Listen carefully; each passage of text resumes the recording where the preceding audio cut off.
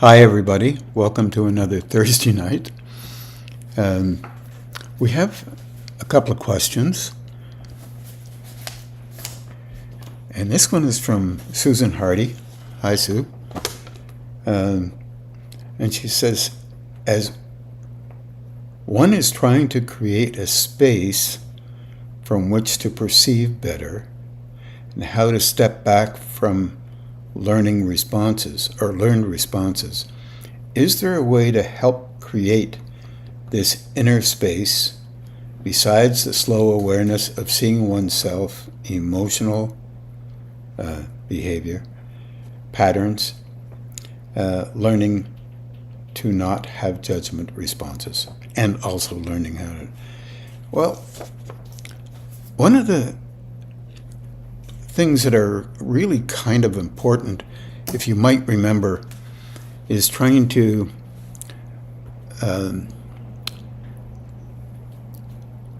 recognize and notice the difference between engaging automatically in life, which is pretty well what we do all the time, and then watching how we function.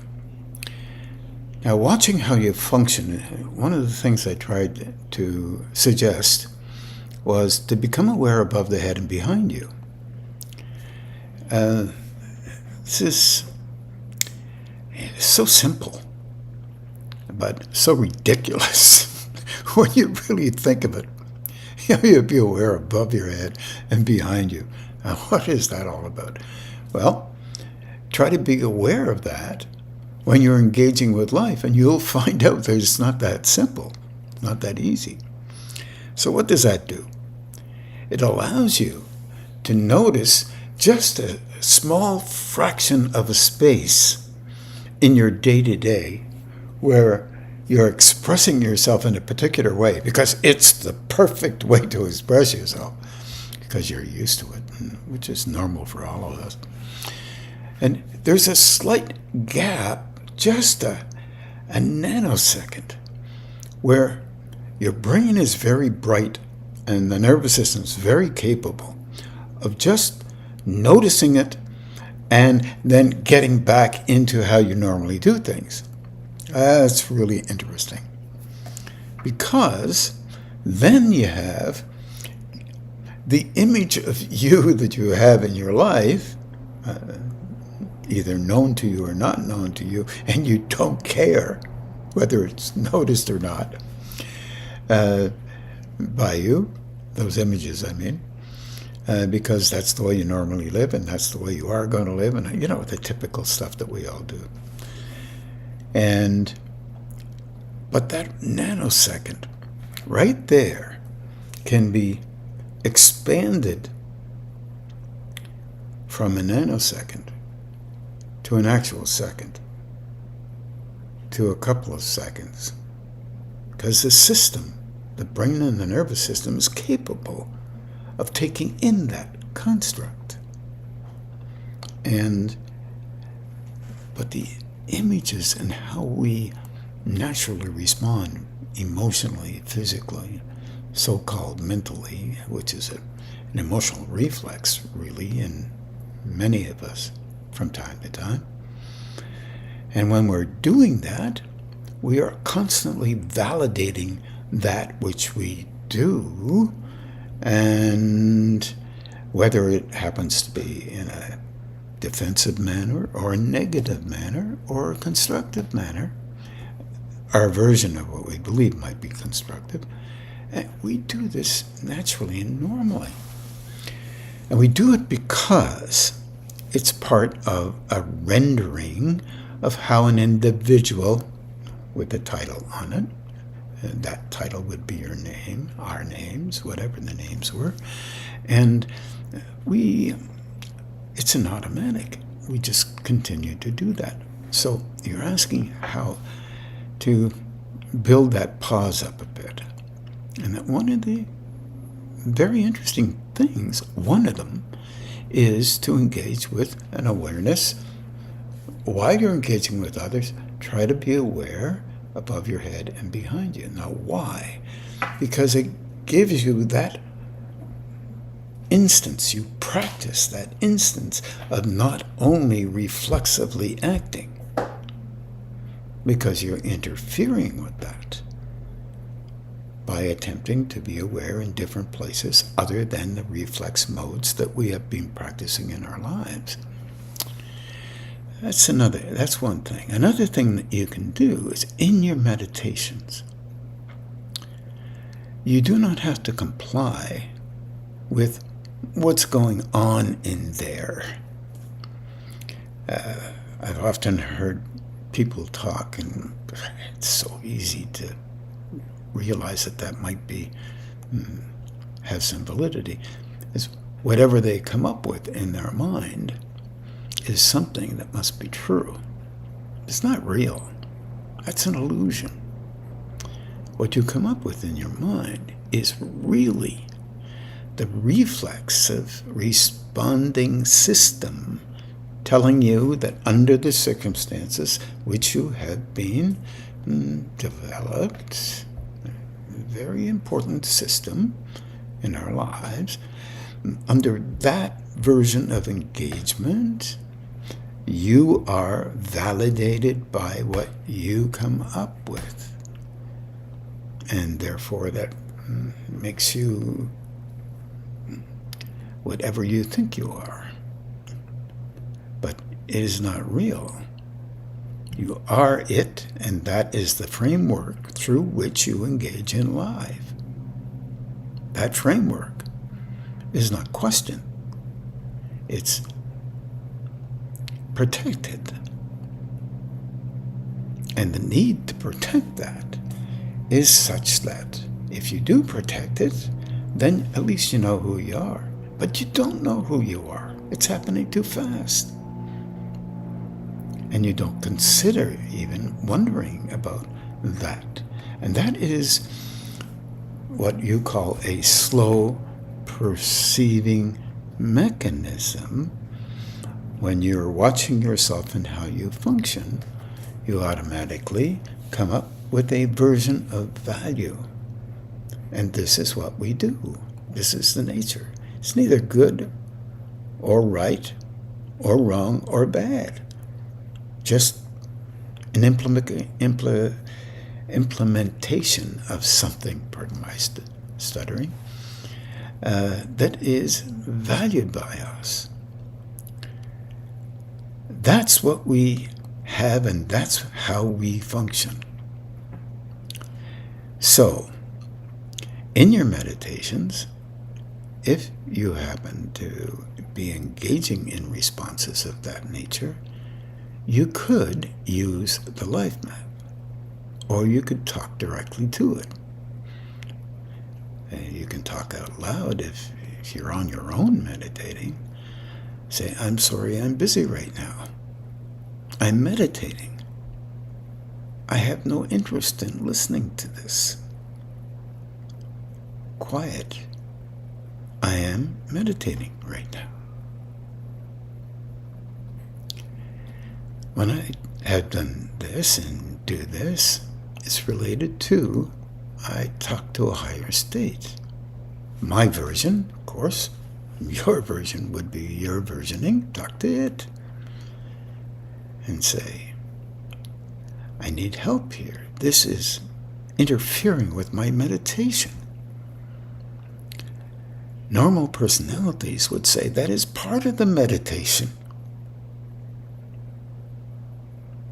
And I meditated, and therefore I saw this, therefore it must be right. That part is an aspect of us that occurs in life naturally and normally to comfort ourselves in relationship to the images that we employ within ourselves for the purpose of being comforted and valued. And we believe that they are totally necessary. And to some degree, in our youthfulness, they are. But we are young in a movement towards understanding a high state that does not have a need for that to occur.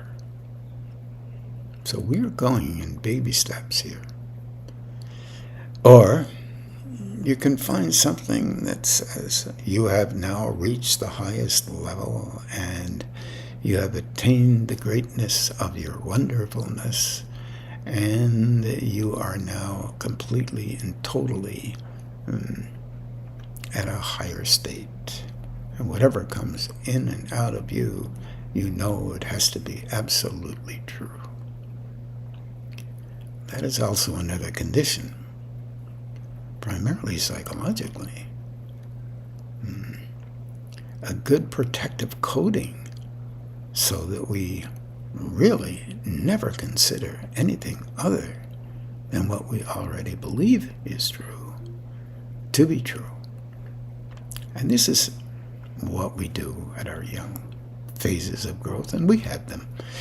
For example, if you got really angry and frustrated with something and knew that you were absolutely right. Hello. That's it right there. There's no absolute in that. We have conditioned responses, and they are there to help us feel comfortable within ourselves the way we, in a kind of a way, imagine ourselves to be. That is an aspect of what we're dealing with. But dealing with it little by little really is helpful. It causes a problem, though. You might as well know this one, and because I've talked about it so often. And this is not only, I'm not talking to you only, Sue, for sure, is that we're in an engagement with needing to be comforted all the time. And this is a vulnerability that we all have in our youthfulness, in our true growing. There's other ways to look at this. And if you, for example, if you believe that at all times you are right, then that's one way to deal with that. You won't ever have to worry about being defensive. You will be automatically defensive, and you will never know it. Because you can't. It's too much. There's nothing to be defensive about. The issue is, we all have structures that we have set up, and we keep those structures, at least to some degree, so that we could function as a personality. And that is a personality. And it's difficult to talk about a place within that could be at a higher state with no personality, just perception. Now, that doesn't mean you can't speak. Doesn't mean you can't think. Doesn't mean you can't be aware of emotion and your perspective on it and what occurs within you. And it doesn't mean that you can't be active as an individual, moving physically as well. But it does mean that if one iota of flow comes into you, expressing itself within you, you can perceive that it is an expression of flow, whether it be from others or whether it be from a higher state than the one we happen to live on. And even a higher state beyond what we're capable of beginning to perceive. And I mean beginning to perceive. This is a wonderful question. Because one of the other things that you can do with it is when you are engaged in such a way, you can begin to do the pump. And when you take your attention off of you and put it on doing something that will help energy to flow, that is yours even already, the energy that you're using for your own purposes, hard to discern, then you notice energy slowly begin to flow. I've always said that some of these exercises that you have learned over the years are not necessarily of any value in the early years.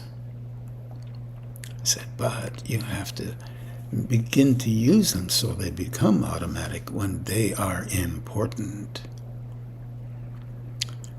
And of course, that's hard to take in for any of us, myself included. So, when you're doing these things, a smile and a little bit of a sense of humor would be really important. Rather than dialing into a place that says, my personality is better than George's and whoever's, because I seem to have the right ideas or the wrong ideas.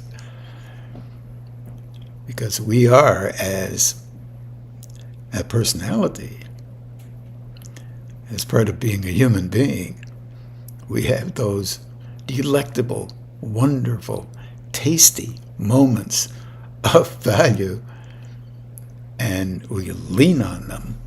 Hopefully, we don't lean on them too much, but we lean on beginning to understand and to recognize that in those moments we can laugh even more at ourselves and be more hopeful. There are many cycles in this, as you know, Sue, and I know for sure, where you are perceiving as if you're watching an old cycle come back inside of you. This is fundamental stuff. People have warned everybody about this before.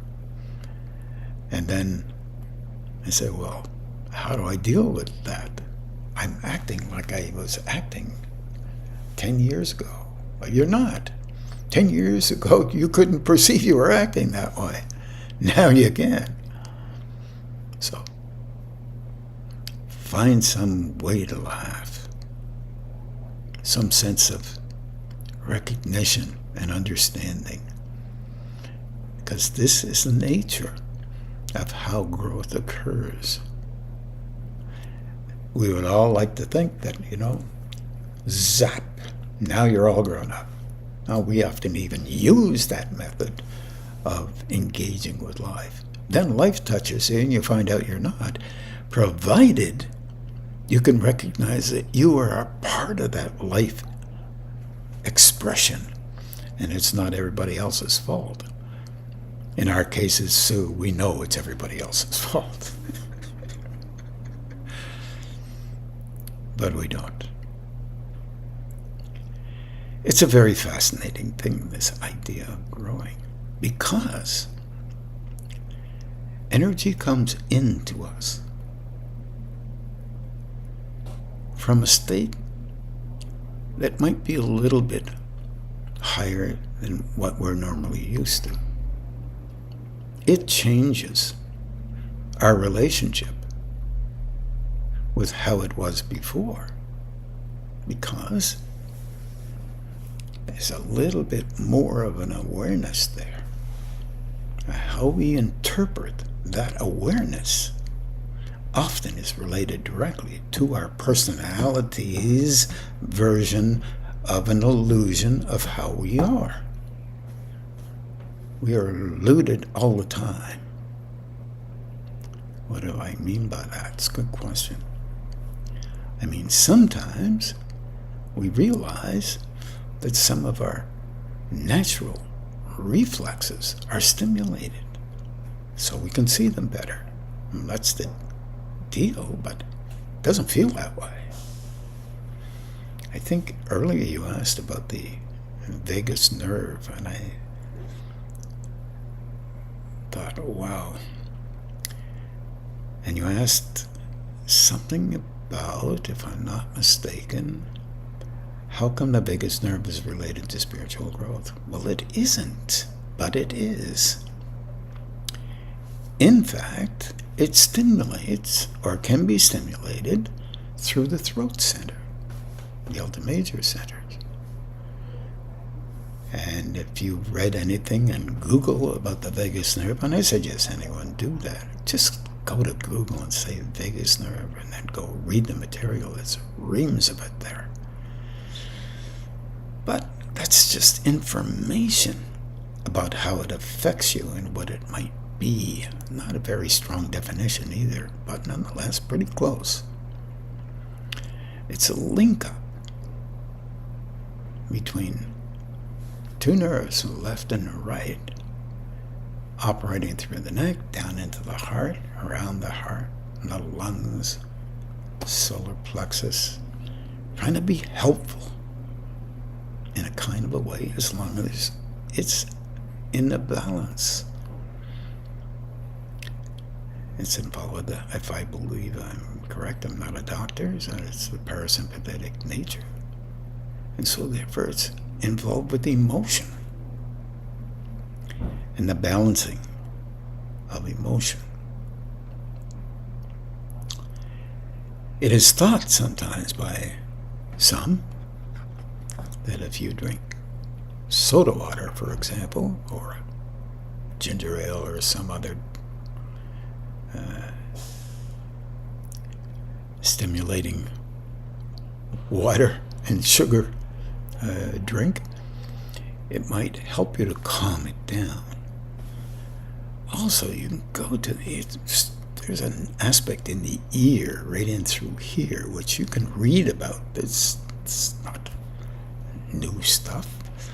And you can do the balancing at the temples, literally, and not too far off. Turn the hands on. Just trying to balance that off. And if it's bothering your solar plexus, drop it down to underneath your armpits and go back up to that area right here. Often energy comes off the temples, and it can go out, well, I can only go by my experience, so out about maybe 4 to 6 inches off the sides of the head. If you were right there, you might be able to notice, especially in the neck area, activity of some kind. Drop your little fingers, roll them up, and that'll whip up above the head and stimulate behind you at the back of the neck, ultimate major, whatever you want to call it, series of centers there. Roll it down and do the same thing again. I would say you could take your hands out, first of all, about 1.5 feet from those two temple sides, and then a little farther into the emotional system, and do it there as well. And that will calm the system down. Don't automatically think that it's the vagus nerve that causes upset of the stomach, because it isn't. You have all kinds of other things going on in there. And I would say think wider. If we could think wider than our personality, it might be helpful, but wider than our engagement with how things work. It can turn a little stimulation on both sides of the chest and two small centers, roughly about here, if you can see that. You can feel a little holes in your chest up here. Roughly 2 areas, and they relate to here at the temples. And those two come on and slowly affect behind you. But look, when you're dealing with growing, there's a key factor that you have to remember. I keep may be harping on this a little too much, so I apologize in advance. But here you go. If you open more in a center, in this case throat center, all the major centers, brow centers, because they're linked together, and they stimulate the heart center, then that stimulates the root, the gonad center, the solar plexus. Keep reminding yourself this. So what's that do? It increases how you are. It doesn't mean you perceive it. It increases the energy there. All those centers are interactive together. The difficulty is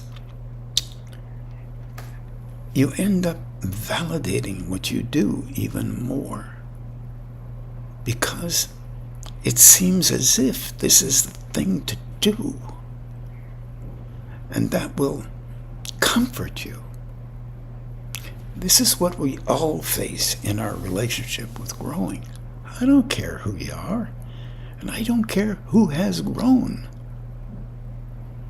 until a higher state interacts with you in a manner that is different than your need to engage and be valued in the eyes of others. You will continue to want to do that, however hidden it will be from you. And that's not a negative thing, it's what occurs. So we deal with that in saying some things like, now you've grown up and now you're spiritual and now you're more valued than the other person who doesn't seem to have grown up. It's not real. Now I'm talking about this vagus nerve thing. And once again, I'll suggest everyone should look this up in Google. It's simple. And it's really easy to do. Google vagus nerve. And it does come up, and they have a lot to say. And some of it makes some sense. Some of it, a little bit of added, it's not really good science, but nonetheless, it gives you a true idea of what's going on. True science, I mean, not proven to be perfectly true. But in your relationship, you and I, all of us, that is a kind of a balancing system.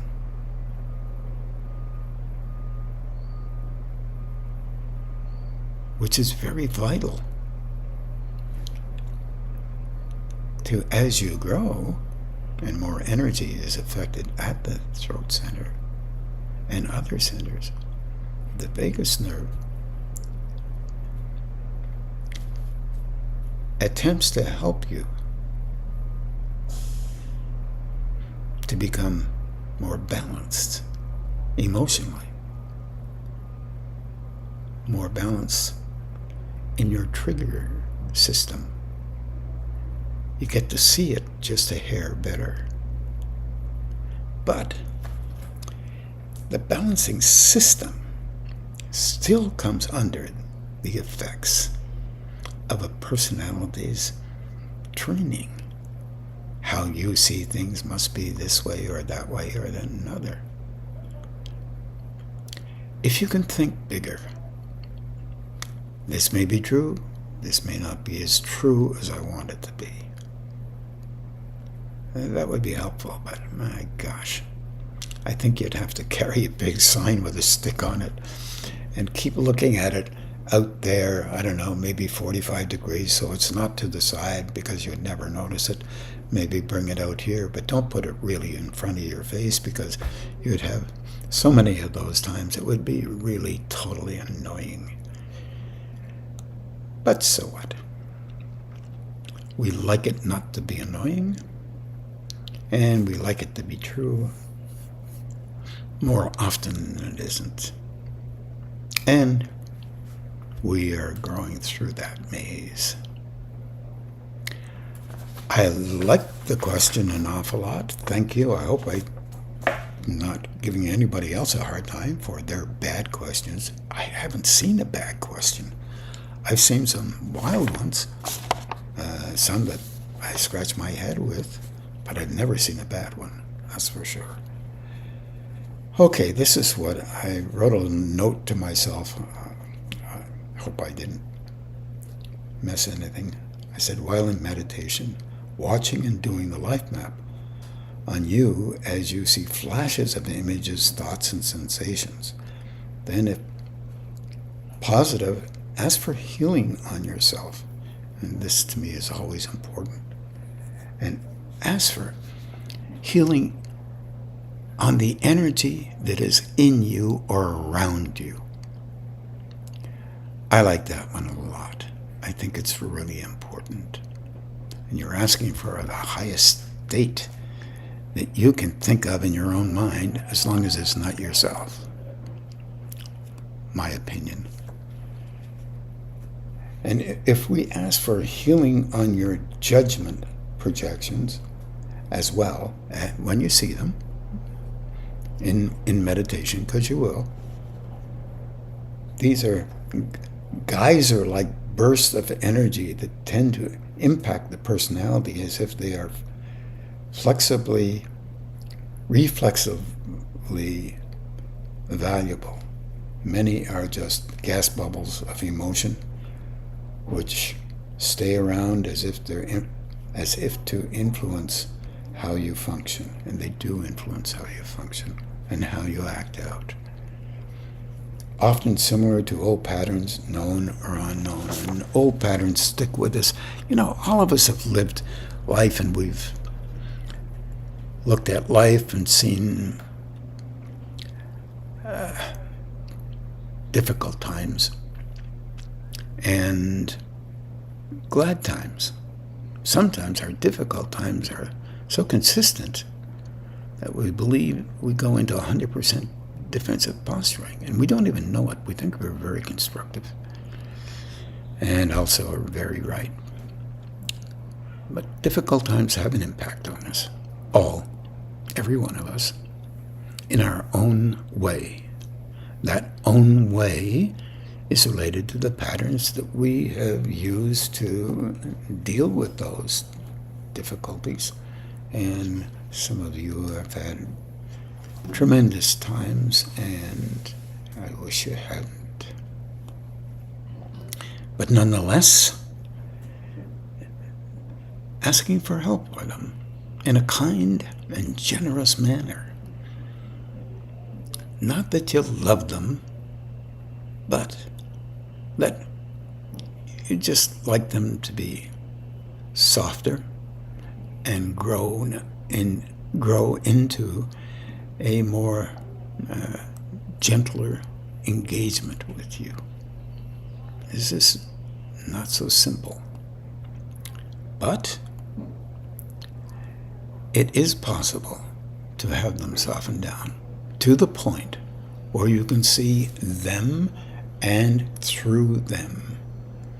Also, at the same time, notice energy coming in for the purpose of not making you better or seem better than anybody else, but for making you understand deeper than you ever could before, even when you thought you were exceedingly capable, beyond all comprehension, whatever that means. This inner growth is a wonderful thing, but you are still a human being. Please don't forget that. And generously be okay with loving you. Not the image, but just you. Okay, now, I think I'm going to try another one, if you don't mind.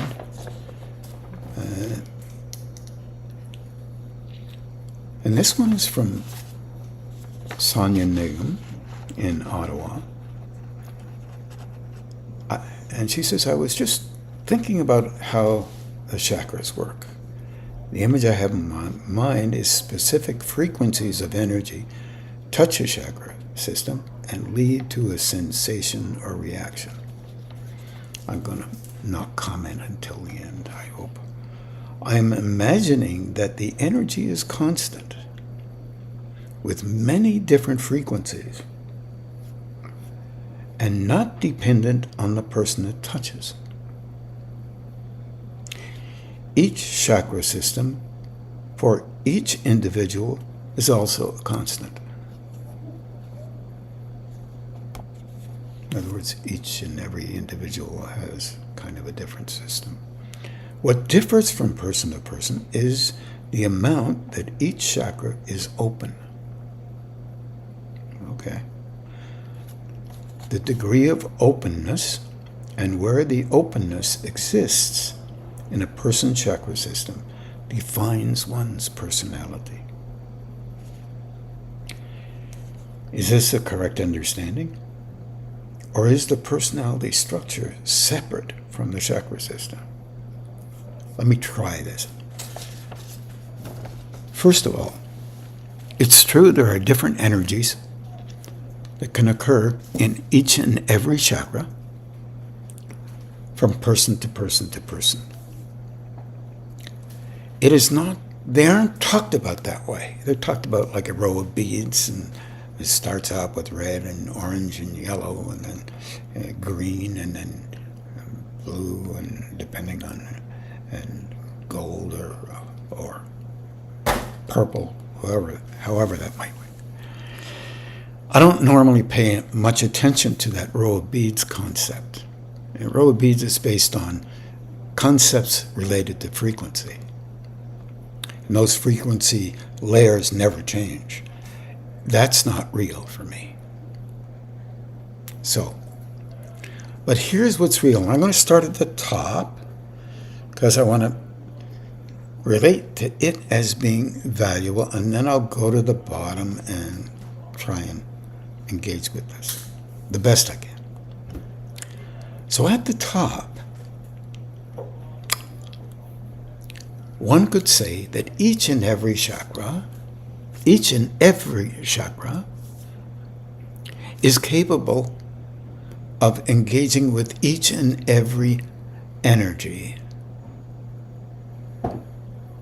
And each and every energy has reached its optimum relationship with the highest of all states. Make what you can of that one. Now here's the second part. Some of us have incarnated before, some many times, some not so much, but nonetheless. Different chakras can be in different frequencies can be in different chakras. If you have one that happens to be, let's say red at the root center, because people talk about that, and someone else has one that's orange at the root center, someone else has one that is violet at the root center, what level of energy that might be at that root center will relate to how you're able to handle frequency in your personality. Because, Sonia, energy coming into any chakra moves towards the personality. It is thought, and has been thought, by many in the East, that when the root center energies can be handled all the way up to the top of the head, for example, that red or violet, might be able to be handled all the way through each and every center right to the top of the head. If they can do that, the person is very valuable. It's like they have begun kindergarten. I'd like to say that again. They have begun kindergarten, meaning they have moved to the point where they can be allowed to consider that they may be in a movement towards becoming spiritual. Prior to that, they cannot. They can say it, but they won't be. I'm talking about some versions of the East. Now, here's the deal with this. The difficulty with that is that if the root center energy is focused on the personality, if it is, and it would be, because every center moves towards engaging with energy that moves into and around our way of engaging with life and expresses it as a thing that we call personality. Our behavior, our expressions, our non-expressions, whatever they may be. Our images that we project, our need to have certain images, otherwise we are desperately somehow not worth anything, which is all nonsense. Because it relates to a form, a system that happens to live and have dominance here on these planes. Okay, now, if that energy at that root center has shifted and moved into a state where it knows that it is using it for these purposes, then the gonad center and the solar plexus will be open, the personality will be elevated and valued relative to a system. If it isn't, it's still valuable because it's expressing a life system. That means you're in a movement towards the next level of growing. Not an end level. Oh, you can think all kinds of things, but it doesn't make it real. So, I don't happen to have a red root center. But it's very difficult to know what frequency is there. So I logically say, instead of doing it that way, because clairvoyance at this level is not the same as clairvoyance at another level, which will help us to understand better, I say, become aware of energy operating within you until you do notice that that energy is flowing. And it is a flow to be noticed daily. And then when you're doing that, don't make any mental jumps about how important you are because of it. Just say, I have begun my spiritual growth. And if you have a system like Christianity or Hinduism or Buddhism or I don't care, Taoists, or if you have a version of understanding that this is the beginning, not the end of something, then this is a wondrous beginning, because the next stage is your relationship with a higher stage will adjust those frequencies so that you can be stretched into being helpful at other levels, whether they be orange or gold or green or purple or violet or light blue or pink,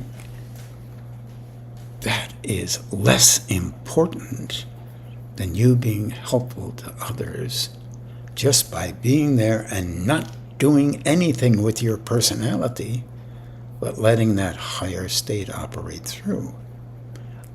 Letting is the wrong word. Recognizing that higher state is operating through, not because your personality is saying that it is, because when your personality keeps quiet, shuts up, for example, and energy operates through and you do nothing, then you are being helpful. When you do something to make that work, what can happen is others are filled with your version of what you think about how important you are. And that is kind of a different way of looking at it. We have difficulties with this one. It's because we have an ache to learn and know. And it's a must. We can continue, but leave room for something beyond what we already think. This is a vital thing. Well, to me, you can pick and choose because you're the person who is growing through you. And you will do that until you get to know something slightly different beyond what you have gleaned within the personality construct. Yet, in between that time, personality construct and your thinking modality is valuable. For example, as an example, I was thinking about how chakras work. Good. The image I have in my mind is specific frequencies of energy touch a chakra system and lead to a sensation or reaction. Remember, that sensation or reaction is your personality system. That it is constructed by you and valued by you in direct relationship to what is making sense at this time. This is very valuable because once you see that, something else then can come in because there's a trickle-down relationship here. Once you figure something out and you keep thinking about it using that system that we have, then there's add-ons that occur. Oh, okay, yeah, but what about this? Oh, well, that doesn't quite fit there. Yes, I know it sounds like we're opening the mind to think. And the mind is an interesting thing. It's an emotional mind initially because you feel as if it may be right. And then you protect it as having value because it also screens in that image and helps that image, whatever that image is, that makes some sense to us when we're engaging. So when you're looking at this, realize that there are different gradations.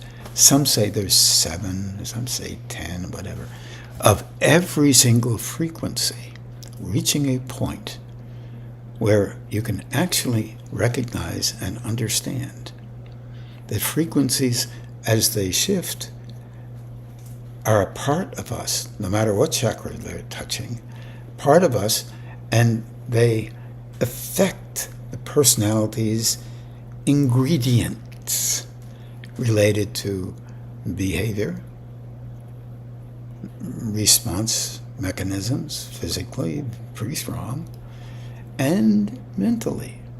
Ultimately, the emotional mind must calm to allow a mental perception to occur of the mind plane.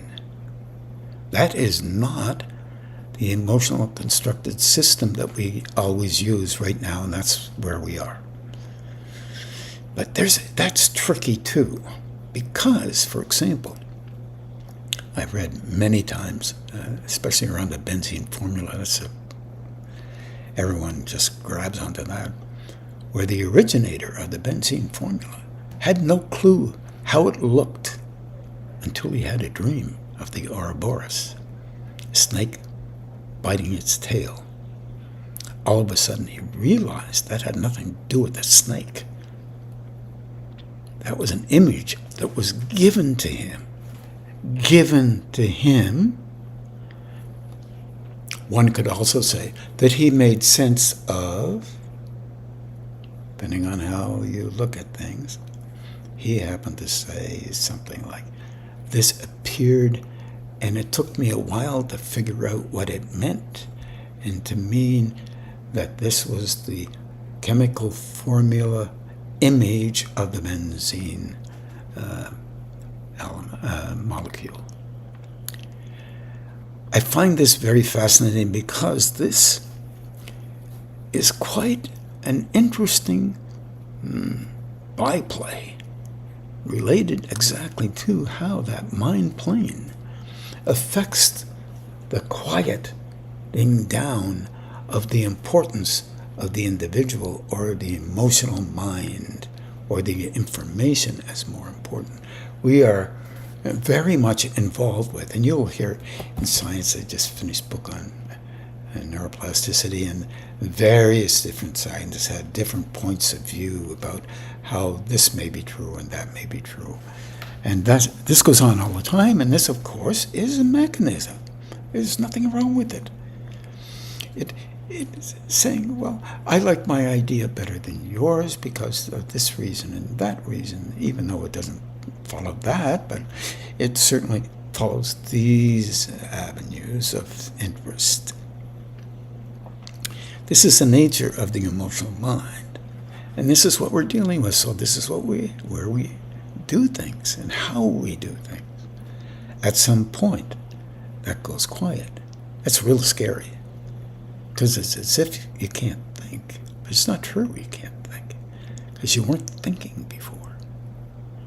Now, you're looking to see if you can see something beyond what you could see before.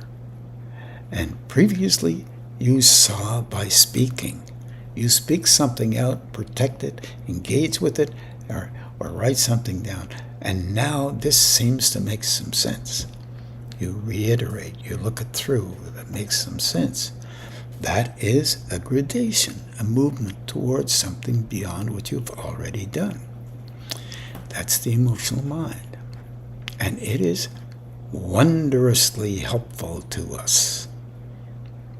At this other level, it still expresses itself to some degree, but does not believe that what it says is always perfectly true, because it knows the difference now between one and the other. This is quite fascinating. It's like people getting images of something and trying to figure them out. Why is this so important to me?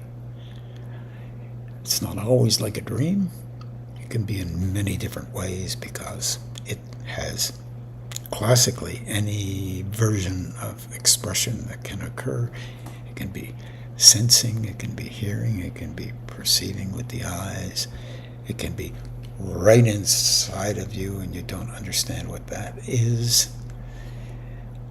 Or you can know what it is and then try to make sense of it after that. Very interesting. But I find this question interesting too, because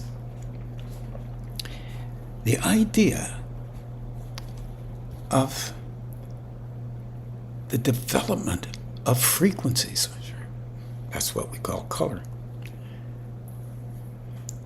in certain ways fits what we've already talked about, and we meaning our species, over hundreds of years, maybe thousands of years. This means this and that means that. There's nothing different than this, there's nothing different than that. This is always the only way that we should see this. And this is one of the things that we come up with all the time. And it's not real, but it does serve the purpose of holding us in a position for a time so that we can broaden out, or be willing to broaden out, an understanding of something that is way beyond our understanding. Infinite as highest level of engagement with existence. What does that mean? And how does it implement itself within us if we are part of an engaging aspect of an energetic flow that is common to everything,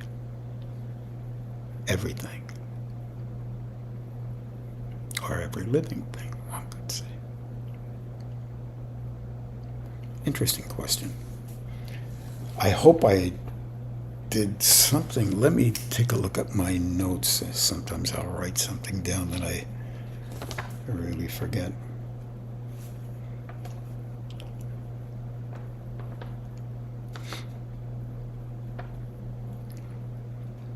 Yeah, this non-personalized version that I was talking about at an ultimate level is way beyond our pay grade currently, and people can talk about it, but it's way beyond our pay grade.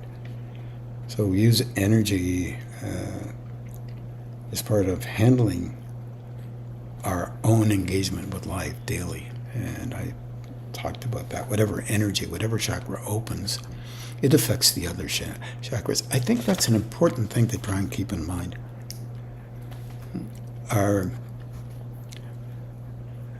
There is a point at which we begin to understand that even if we happen to have a brow center or a crown center or a heart center that opens, it opens relative to our particular level of being able to make sense of it, which really means, no offense to anybody, a fairly early level of development.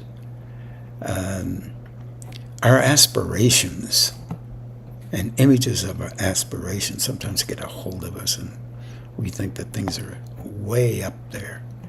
Not real, but sometimes we're just so vulnerable within our lifetime background that if we don't express ourselves as if we are worth something, and we are anyway, then suddenly we're not worth anything.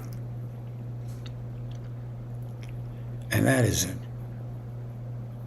a shame, because we are growing beings, and don't devalue that.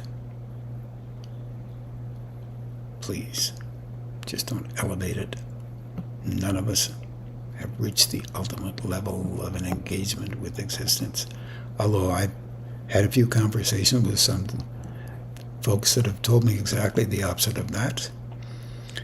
And they assured me that they were.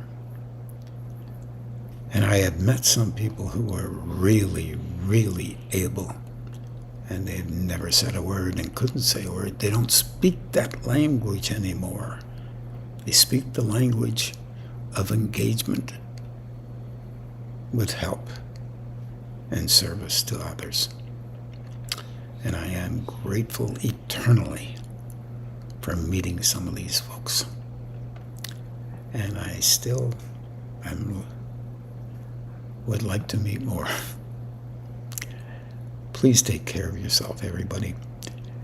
Remember, you're able, you're growing. Every little bit of growing is wondrous. So now we're going to meditate roughly about an hour, and Marlene will put some music on. I wish everybody well. One strange thing, I get one face in front of me when I'm talking to everybody. I'd love to have everyone else's face in front of me, and I don't know how we can do that, but nonetheless, I wish you all well. Please take care.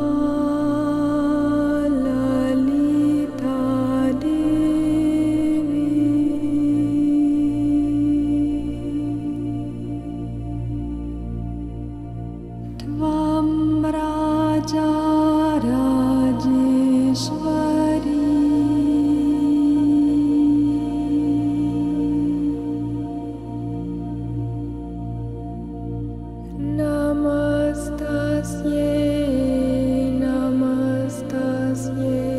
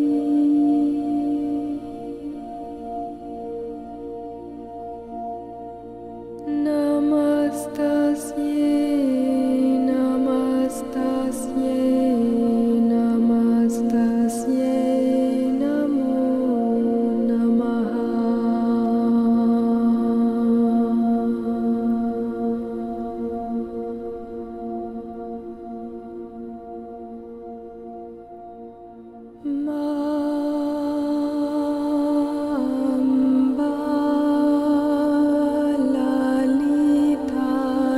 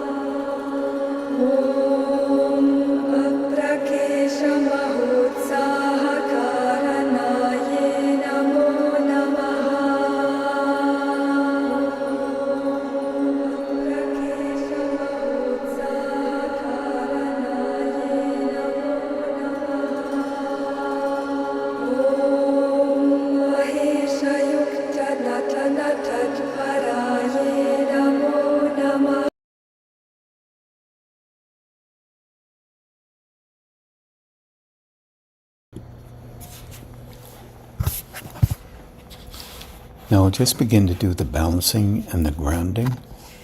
And have a good evening, everybody.